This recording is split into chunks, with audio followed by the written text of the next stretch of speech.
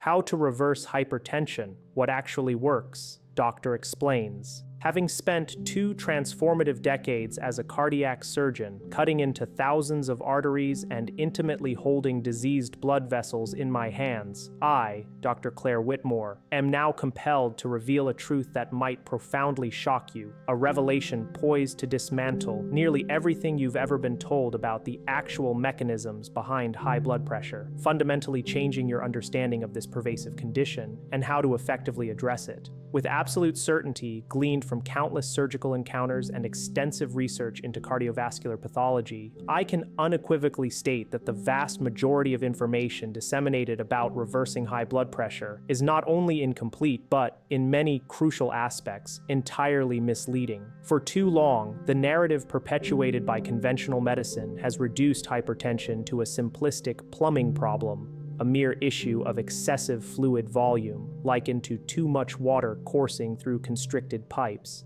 This reductionist viewpoint often leads physicians to advise reducing salt intake or prescribing diuretics, or water pills, which temporarily remove fluid, causing blood pressure numbers to drop, thereby creating a superficial illusion that the problem has been solved. However, this model, rooted in outdated thinking from the 1970s, is a dangerous oversimplification. It is incomplete, fails to address the root causes, and, tragically, is a primary reason why so many individuals remain chronically unwell despite adhering to prescribed treatments. The genuine truth is far more intricate, yet infinitely more empowering, for hypertension is not, in its essence, a plumbing issue defined by fluid dynamics alone. Rather, it is fundamentally a structural integrity problem of the pipes themselves, your arteries, which are not simply overburdened with fluid, but are intrinsically damaged, undergoing a process of microscopic decay, stiffening, and irreversible structural alteration that no conventional blood pressure pill can genuinely rectify. During bypass surgery, the profound difference between a healthy and a hypertensive artery is strikingly evident to me the moment I make an incision. A healthy artery, vibrant and alive, possesses remarkable elasticity, springing back readily. It is flexible, supple, and capable of dynamic response. In stark contrast, a hypertensive artery presents a grim picture. It often crunches when cut, failing to spring back, exhibiting a rigid, calcified texture that can be so unyielding that a surgical needle struggles to penetrate its hardened walls. This profound rigidity, this intrinsic structural damage at the cellular and molecular level, is the true essence of hypertension, yet it is a reality that virtually no one in conventional medicine openly discusses. Crucially, while blood pressure medications can certainly manipulate fluid volume or vessel tone to bring down the numbers displayed on your monitor, they are fundamentally incapable of fixing this underlying rigidity or repairing the structural damage. They cannot restore the artery's natural elasticity, nor can they heal the critically compromised vessel wall. These medications, in essence, apply a temporary band-aid to a chronic, systemic problem that demands not literal surgery, but profound cellular surgery, a structural remodeling process at the microscopic level, which is precisely what genuine hypertension reversal necessitates. By the conclusion of this comprehensive discussion, you will gain a clear understanding of the 3 critically overlooked mechanisms that are the true genesis of your hypertension, mechanisms that most doctors unfortunately fail to explain, largely because their medical training does not adequately cover them. Furthermore, I will outline a powerful 4-step protocol meticulously designed to not merely manage or control this damage, but to systematically reverse it, a protocol grounded not in theory or wishful thinking, but in rigorous cellular biology and decades of observed success in patients who were previously resigned to a lifetime of medication.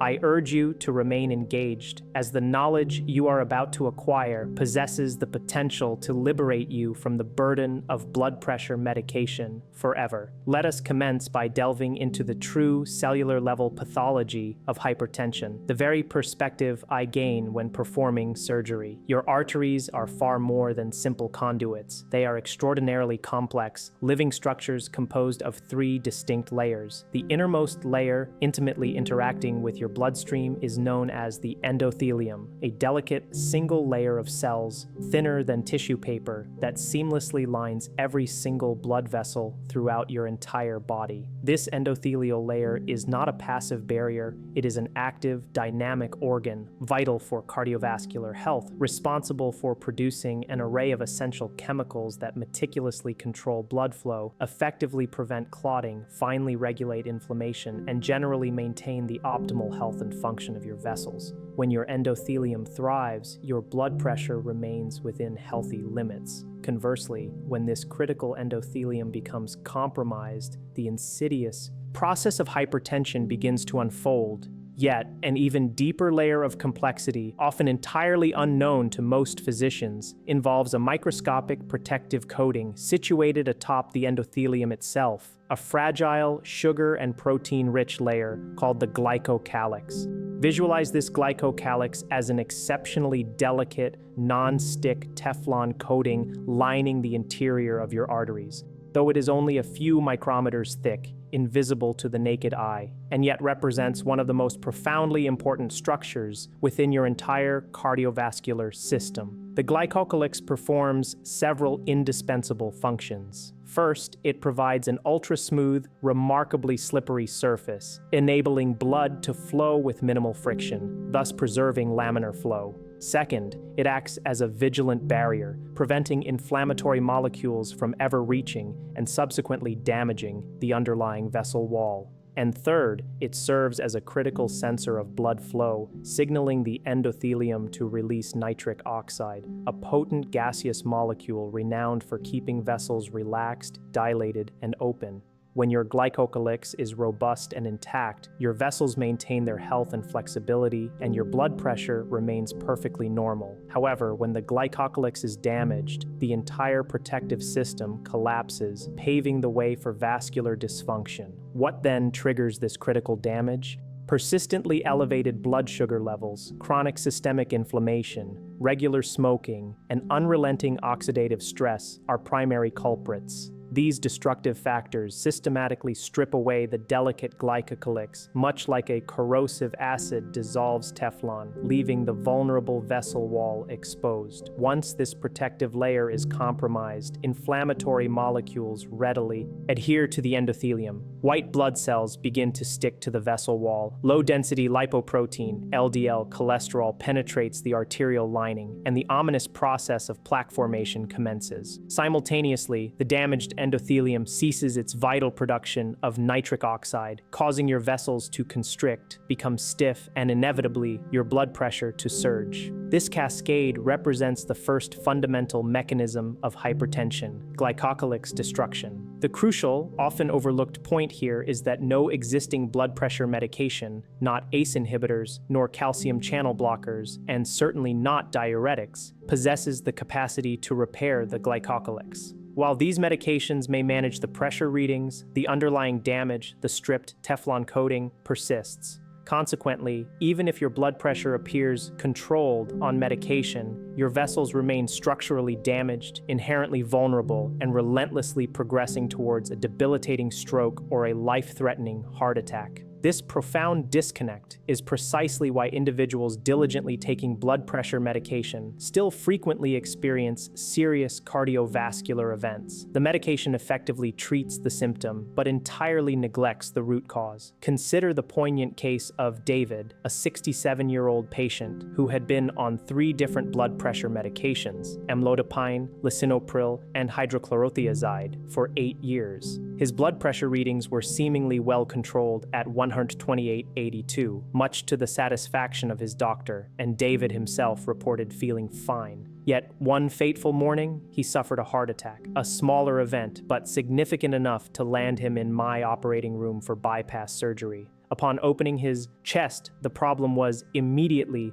starkly visible. His coronary arteries were severely calcified, rigid, and unyielding. As I attempted to suture a bypass graft onto one of these arteries, The needle barely penetrated. The vessel wall felt like concrete. I turned to my assistant and articulated the bitter truth. This man has been on blood pressure medication for 8 years. The medication controlled his pressure, but it utterly failed to protect his vessels. David survived the surgery, a testament to modern medical intervention, but the tragic reality was that he should never have needed it. His years on blood pressure medication had instilled a false sense of security in both him and his doctors, leading them to mistakenly believe that controlling the numerical reading meant controlling the underlying disease. They were gravely mistaken. The disease had been silently, relentlessly progressing the entire time, culminating in his preventable cardiac event. This brings us to the second, equally critical mechanism of hypertension: arterial stiffness, a factor that most doctors regrettably overlook entirely. Their clinical focus remains almost exclusively on blood pressure numbers: 120, 80,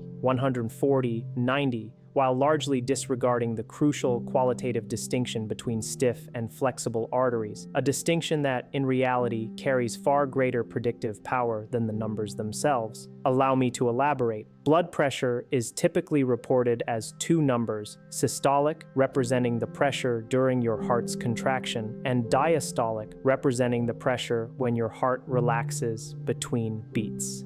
In a healthy individual with supple, flexible arteries, these readings might be 120/80, yielding a difference of 40, a value known as pulse pressure. Pulse. Pressure serves as an invaluable diagnostic indicator of arterial stiffness.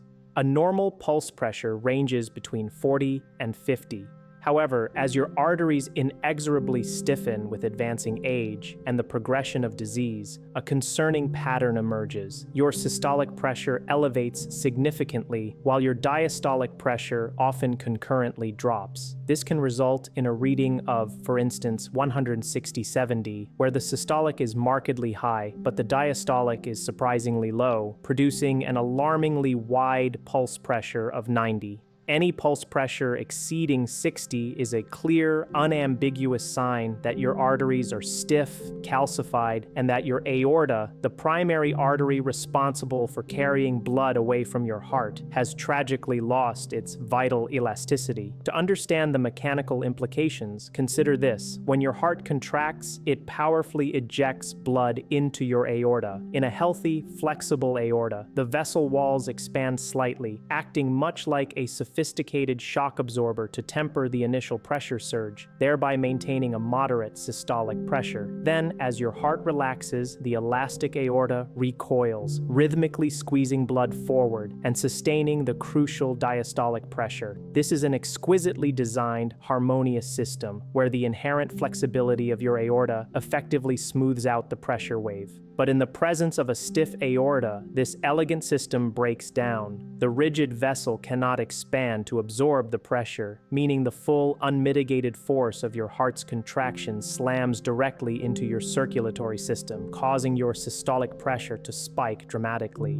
Subsequently, when your heart relaxes, the unyielding aorta cannot recoil to maintain forward pressure, resulting in a precipitous drop in your diastolic pressure. The unfortunate outcome is a wide pulse pressure, high systolic, low diastolic, a specific pattern that, remarkably, predicts the risk of stroke and heart attack with greater accuracy than either the individual systolic or diastolic numbers alone. For instance, a person with blood pressure of 160/100 while having high pressure exhibits relatively normal arterial stiffness, a pulse pressure of 60. Contrast this with an individual having a blood pressure of 160/70 who has the same systolic pressure but critically severe arterial stiffness, a pulse pressure of 90. The second person, despite a lower diastolic reading, faces a significantly higher cardiovascular risk. Yet, the vast majority of doctors seldom calculate pulse pressure, instead simply observing a high systolic reading of 160 and immediately prescribing medication to lower it, thereby missing the profound underlying structural problem entirely. Arterial stiffness can be measured directly and non-invasively using a readily available test called pulse wave velocity, which quantifies the speed at which a pressure wave propagates through your arteries.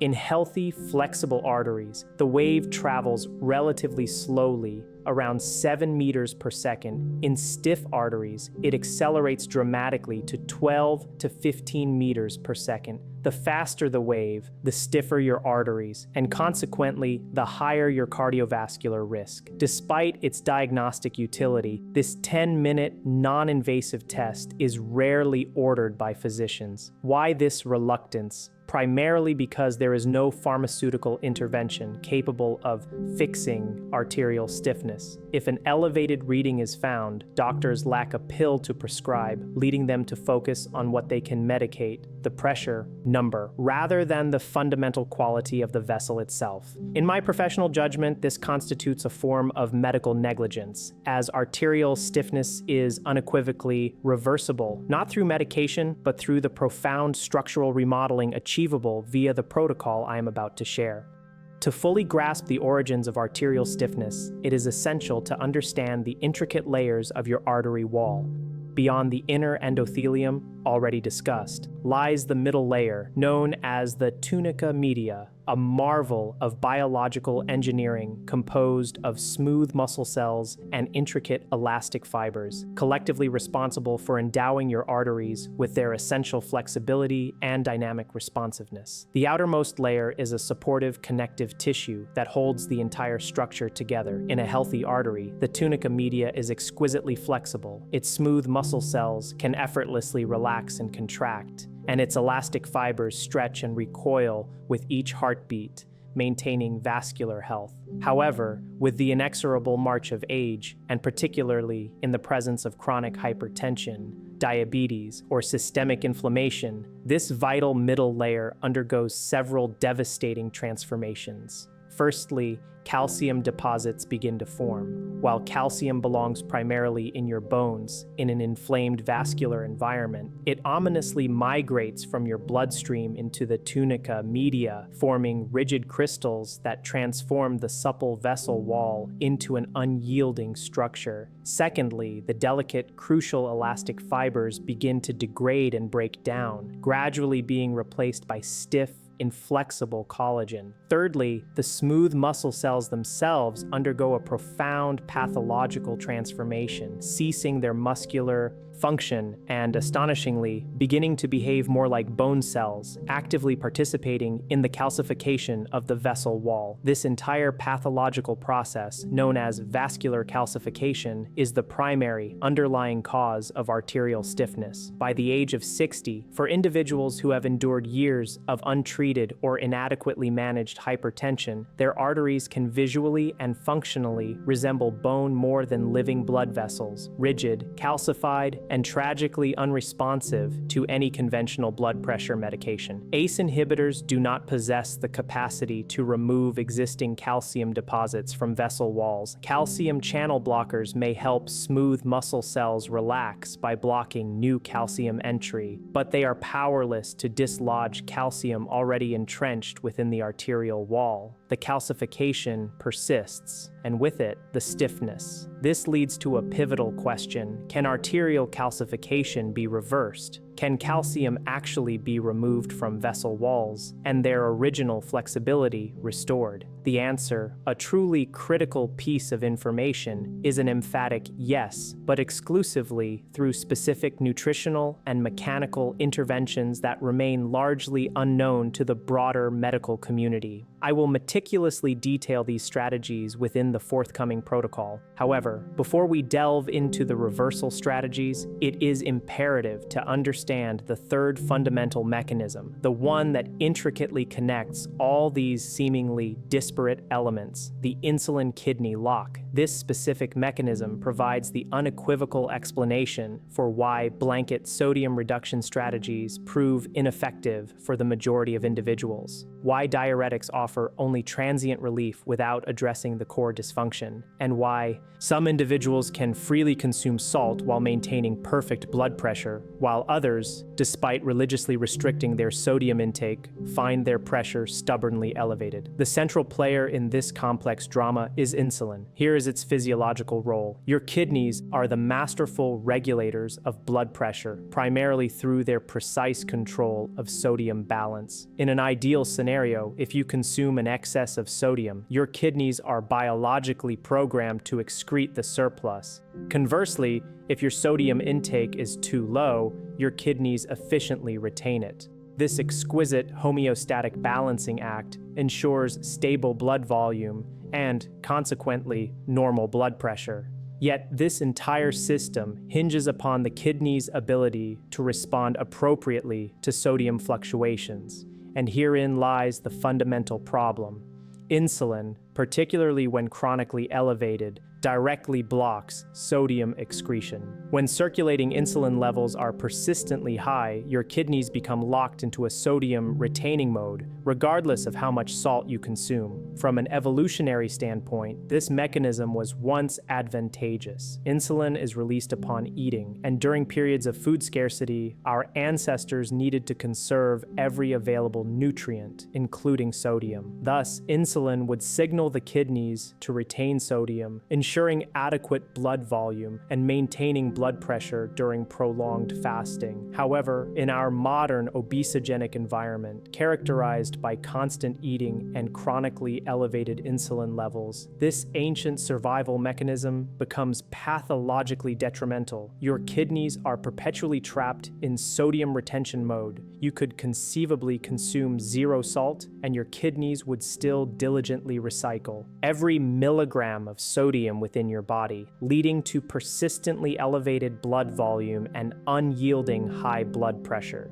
This is precisely why salt restriction proves so frustratingly ineffective for countless individuals. It is not that salt is irrelevant, but rather that if your insulin levels are high, your kidneys will stubbornly refuse to excrete salt, irrespective of how little you consume. The true lock on sodium excretion is insulin, not merely salt intake. Allow me to elaborate on the technical specifics of this insulin kidney lock, as its understanding is paramount. Insulin exerts its influence on the kidneys through several distinct pathways. First, it directly stimulates the reabsorption of sodium within the proximal tubule of the nephron, the specialized filtering unit of the kidney. Increased reabsorption translates directly to less sodium being eliminated in your urine, and consequently, more sodium remaining in your bloodstream. Second, insulin actively stimulates the sympathetic nervous system, often referred to as your fight or flight system. This sympathetic activation, in turn, prompts your kidneys to release renin, initiating a complex hormonal cascade that ultimately culminates in the release of aldosterone. Aldosterone is a potent hormone that further instructs your kidneys to tenaciously hold onto sodium while simultaneously excreting potassium, contributing further to blood volume expansion. Third, insulin demonstrably increases the sensitivity of your blood vessels to angiotensin II, a powerful vasoconstrictor. This heightened sensitivity means your vessels constrict more severely in response to the same signaling molecules. Thus, the combined effects of high insulin levels promoting sodium retention,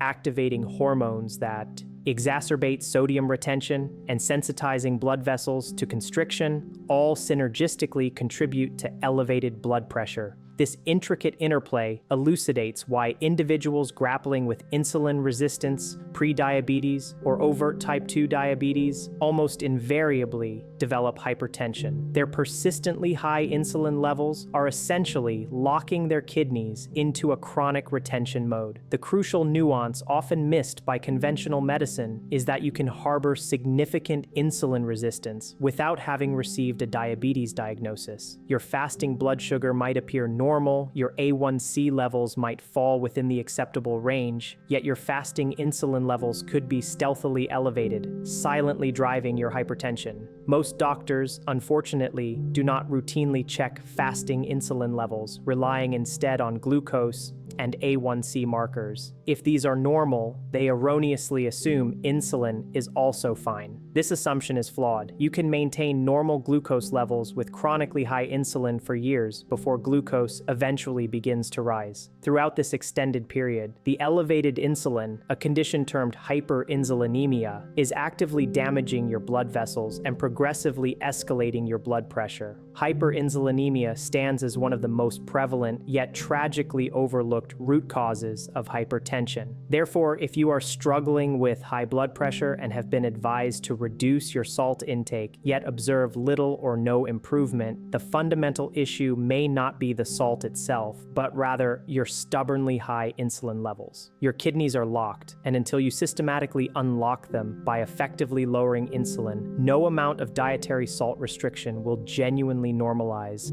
your blood pressure. Before we proceed to the precise protocol designed to reverse all three of these deeply intertwined mechanisms, I have a brief but earnest request. If the insights you've gained so far have genuinely opened your eyes to the authentic nature of hypertension and its underlying causes, I implore you to take two immediate actions. First, please subscribe to this channel right now. The information I'm about to share in the subsequent section, detailing the specific actionable steps to mend glycocalyx damage, systematically decalcify your arteries, and unlock your kidneys, possesses the power to fundamentally transform your health and indeed your life. You absolutely do not want to lose access to this invaluable video, so subscribing will ensure you can easily find it again and, crucially, share it with countless others who desperately need this vital information. Second, please take a moment to give this video a simple thumbs up. This seemingly small action significantly boosts its visibility within the platform's algorithms, helping more people discover this life-changing information their doctors are likely not providing them. A single click from you could empower thousands to comprehend the true etiology of their hypertension and, more importantly, how to actively fix it. I extend my sincere gratitude for your support.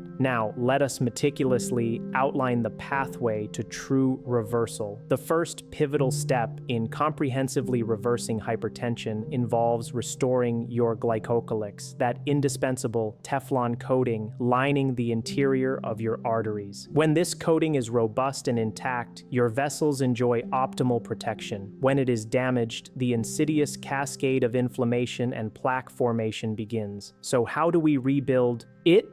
The initial, non-negotiable action is to cease its destruction. The primary architects of glycocalyx destruction are consistently high blood sugar levels and rampant oxidative stress. Each instance your blood sugar spikes above 140 μU/dL, it inflicts direct microscopic damage upon the glycocalyx. The circulating sugar molecules chemically react with the proteins composing the coating, a process known as glycation, rendering the coating stiff, dysfunctional, and prone to breaking apart. Therefore, step 1 is unequivocally about stabilizing your blood sugar. This goes beyond merely avoiding a diabetes diagnosis. It means rigorously maintaining your post-meal blood sugar levels consistently below 140 mg/dL. For the majority of individuals, achieving this necessitates a significant reduction in refined carbohydrates. Not a total elimination of all carbohydrates, but a deliberate selection of those that do not trigger rapid, severe blood sugar spikes. Prioritize whole, unprocessed foods, abundant vegetables, legumes, and specific fruits, while rigorously avoiding sugars, white bread, white rice, pasta, and pastries, the very foods that can catapult your blood sugar from 90 to 180 μmol/dL in a mere 30 minutes. Each such spike systematically destroys your precious glycocalyx with every meal. Secondly, you must actively furnish your body with the essential building blocks required to meticulously rebuild the glycocalyx.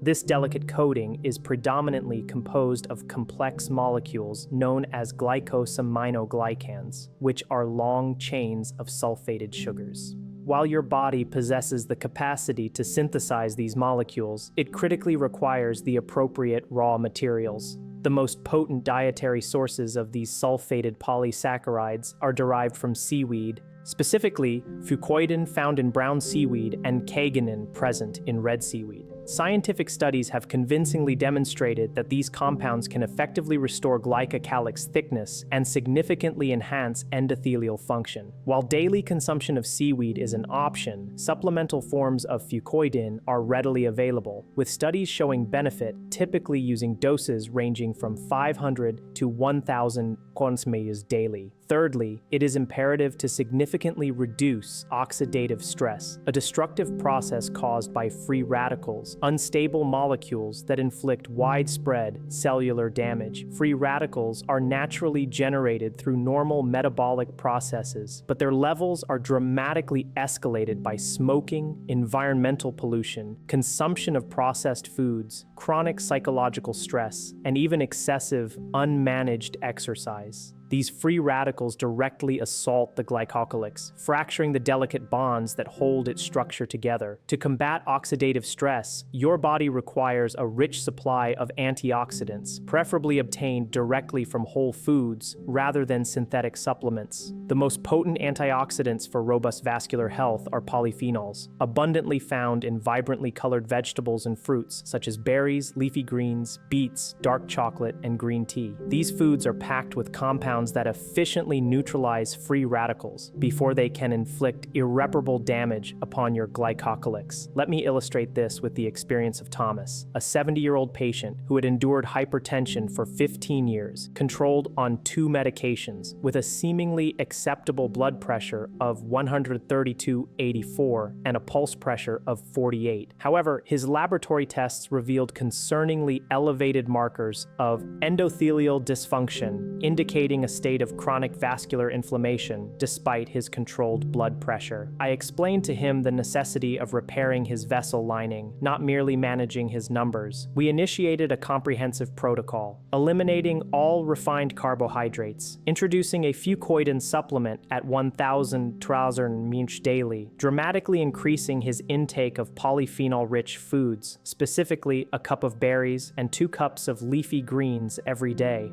and completely removing all processed foods from his diet. After a mere 3 months, we re-evaluated his endothelial function using a test that measures how effectively his blood vessels dilate in response to increased blood flow, a direct proxy for glycocalyx and endothelial health. His initial test showed a poor dilation of only 4%, significantly below the normal threshold of 10%. Following 3 months on the protocol, his dilation improved remarkably to 12%, signifying a significant regain of vessel flexibility and undeniable healing of his glycocalyx. Concurrently, his blood pressure, which had been 132/84 on 2 medications, plummeted to 118/76, allowing us to safely reduce one of his medications. After 6 months, he was completely off both medications, his blood pressure consistently remaining normal at 122/78. His glycocalyx had fully healed, his endothelium was functioning optimally, and he no longer required medication to control a symptom because we had successfully addressed and fixed the underlying cause. This truly is the essence of reversing hypertension. Next, we address the second transformative step: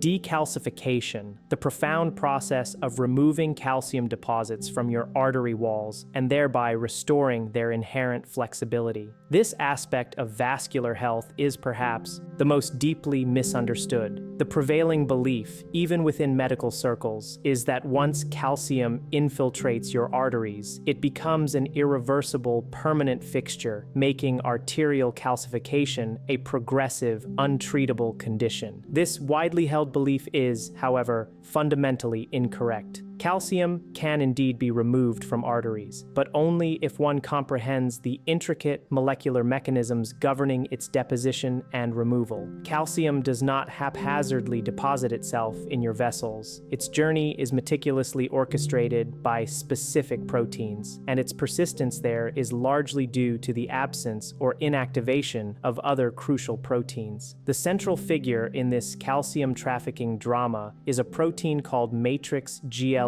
protein, or MGP, which functions like a molecular traffic cop, directing calcium to its appropriate destinations. When MGP is in its activated state, it vigilantly guides calcium to your bones, where it rightfully belongs, integrating it into the skeletal matrix. Conversely, when MGP remains inactive, calcium wanders unchecked into your arteries, inexorably depositing itself within the vessel walls. Here lies the critical insight. MGP is activated specifically by vitamin K2, not vitamin K1, which is primarily involved in blood clotting. It is vitamin K2, particularly its potent MK7 form, that acts as the essential cofactor for MGP activation. Without adequate vitamin K2, MGP remains dormant, allowing calcium to freely accumulate in your arteries, rendering your vessels stiff and vulnerable. With sufficient vitamin K2, however, MGP is activated, diligently redirecting calcium out of your arteries and into your bones, a process capable of actively reversing arterial calcification. This remarkable reversal has been robustly demonstrated in animal studies, where severely calcified arteries exhibited significant regression of calcium deposits after vitamin K2 supplementation. Moreover, human studies have corroborated these findings, showing that vitamin K2 supplementation effectively slows or even halts the progression of arterial calcification. The effective doses utilized in these studies typically range from 180 to 360 micrograms daily of the MK7 form. Such therapeutic amounts are exceedingly difficult to obtain through diet alone. One would need to consume natto, a fermented soybean product, on a daily basis, which is not practical for most. Therefore, supplementation becomes a necessary and prudent strategy. However, vitamin K2 represents only one part of this intricate equation. Calcium requires a crucial partner to successfully integrate into your bones, and that partner is vitamin D.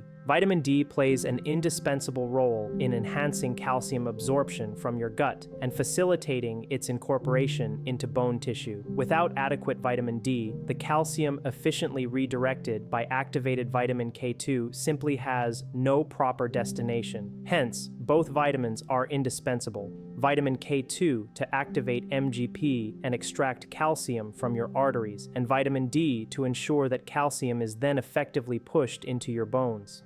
The third essential component in this decalcification trinity is magnesium. Magnesium is often described as nature's own calcium channel blocker.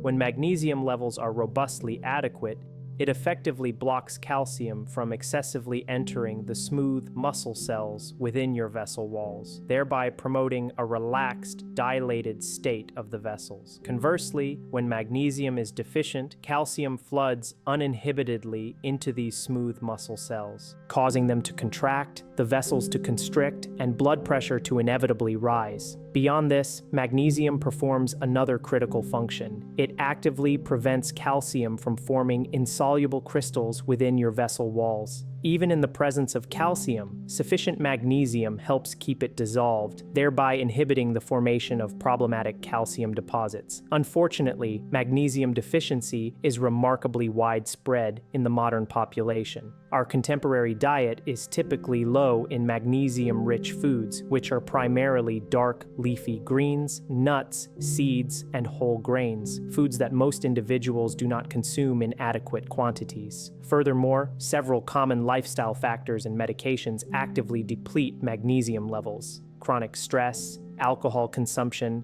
many diuretic medications, and even proton pump inhibitors used for acid reflux all contribute to lower magnesium reserves. The cumulative result is unprotected vessels, unimpeded calcium deposition, progressive arterial calcification, and the development of hypertension. The solution lies in magnesium supplementation, but not with just any form.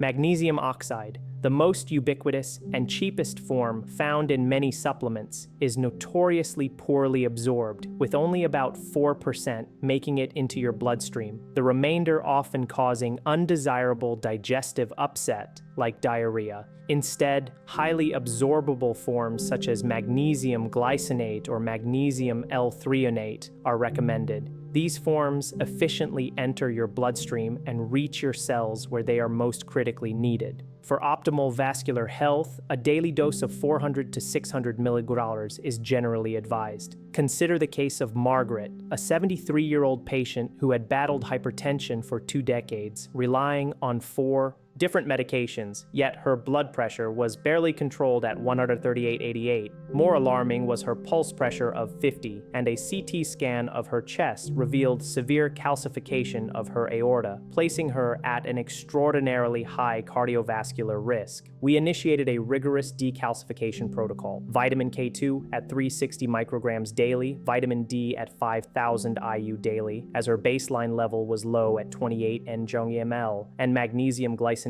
at 600 milligrams daily. Simultaneously, we meticulously optimized her diet, significantly increasing her intake of magnesium-rich foods. After 6 months, a repeat CT scan revealed a remarkable 8% decrease in her calcification score. While this might appear modest, any regression in arterial calcification, which is typically considered a progressive process, is profoundly significant and indicative that the protocol was effectively working. Her blood pressure concomitantly dropped to 124/80, allowing us to reduce her to 3 medications. After a full year, her calcium score had decreased by an impressive 15%, and her blood pressure was a healthy 118/76 on just 2 medications. After 18 months, she was successfully maintained on only 1 medication with perfect blood pressure control. The decalcification protocol had unequivocally restored her arterial flexibility, and her vessels were actively remodeling. This exemplifies what true reversal entails. The third vital step in this comprehensive protocol is nitric oxide restoration. Nitric oxide, a crucial gaseous molecule naturally produced by your endothelial cells, stands as one of the most indispensable players in your entire cardiovascular system.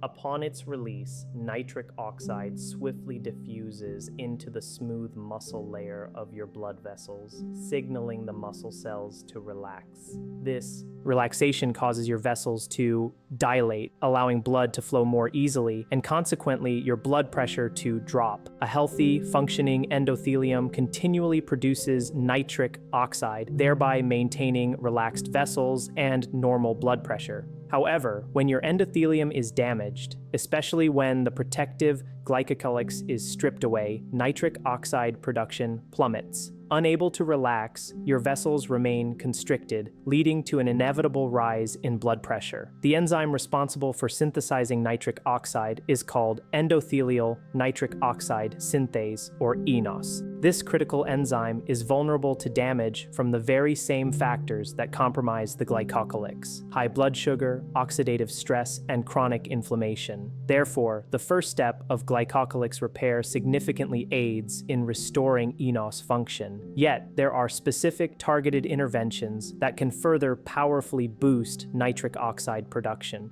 First, your body requires the essential raw material. Nitric oxide is synthesized from the amino acid L-arginine, which you obtain from protein-rich foods such as meat, fish, eggs, dairy, and legumes. If your diet provides adequate protein, your arginine intake is likely sufficient, and supplementing additional arginine usually offers minimal benefit, as the limiting factor is rarely the raw material itself, but rather the optimal function of the eNOS enzyme. The eNOS enzyme, to function correctly, requires several cofactors, the most crucial of which is a molecule called tetrahydrobiopterin, or BH4. When BH4 levels are abundant, eNOS efficiently produces nitric oxide. However, when BH4 is depleted, eNOS becomes dysfunctional, undergoing a process known as uncoupling, where it paradoxically begins to produce superoxide, a harmful free radical, instead of beneficial nitric oxide. This uncoupling is a catastrophic event. Your body's own enzyme designed to relax blood vessels starts generating molecules that actively damage them. BH4 is particularly vulnerable to depletion by oxidative stress. Thus, effectively reducing oxidative stress, as addressed in Step 1 through polyphenol-rich foods, helps to safeguard BH4 levels. Additionally, you can directly enhance BH4 by ensuring adequate intake of folate, preferably from leafy greens, not synthetic folic acid supplements, vitamin C from citrus, berries, and peppers, and vitamin E from nuts and seeds.